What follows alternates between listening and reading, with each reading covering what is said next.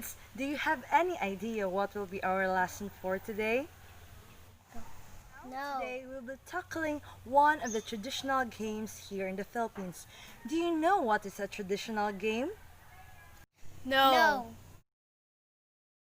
Traditional Filipino games or indigenous games in the Philippines, also known as Laro ng Lahi, are games commonly played by children, usually using native materials or instruments.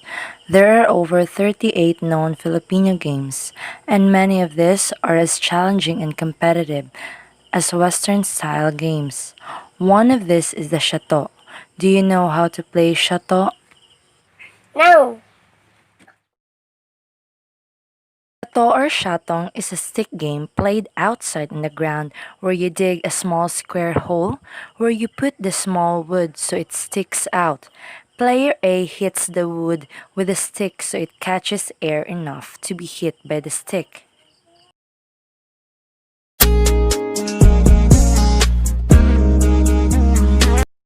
There must be two teams with at least two players. Syato must be played in a lot of open space, preferably land so you can dig an elongated shallow hole that you need in order for your team to score the shatong points, and two pieces of stick about an inch in diameter, one long about a foot and the other short about half a feet. First, you must create a shallow furrow on the ground.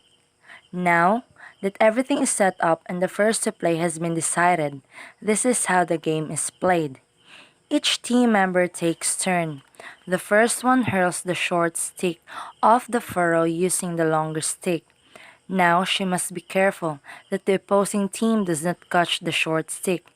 If the other team catches it, the current team loses their turn, and the opposing team takes their turn to hurl the short stick.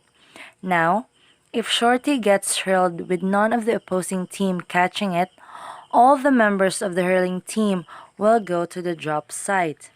From here, except for the person who hurled Shorty, will have to run up to the furrow, shouting, "Shato!" The opponents will be with you all the way to make sure you did not lose your breath or stop saying the magic word.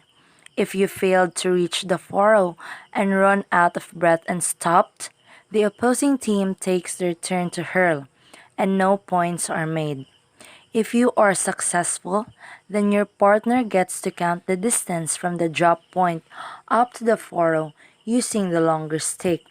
If the hurler hits Shorty with longer stick as the launches Shorty off to open space, and the Chateau runners don't lose their breaths, then the count is using longer stick times 2. If the hurler launches Shorty and hits it twice before it goes off to its drop point, then instead of longer stick, Shorty is used to count the distance from the drop point to the furrow. If the hurler hits Shorty 3 times before it drops, then not only is Shorty used to measure the distance from drop point to furrow, but also the count is increased to 3s. Teams note their scores and the team with the highest points wins the And game. now you already know what is Chateau and how to play it. So are you ready, kids?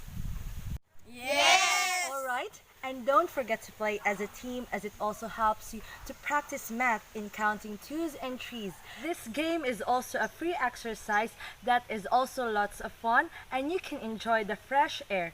Chateau helps you to learn some pretty mean batting skills, so enjoy!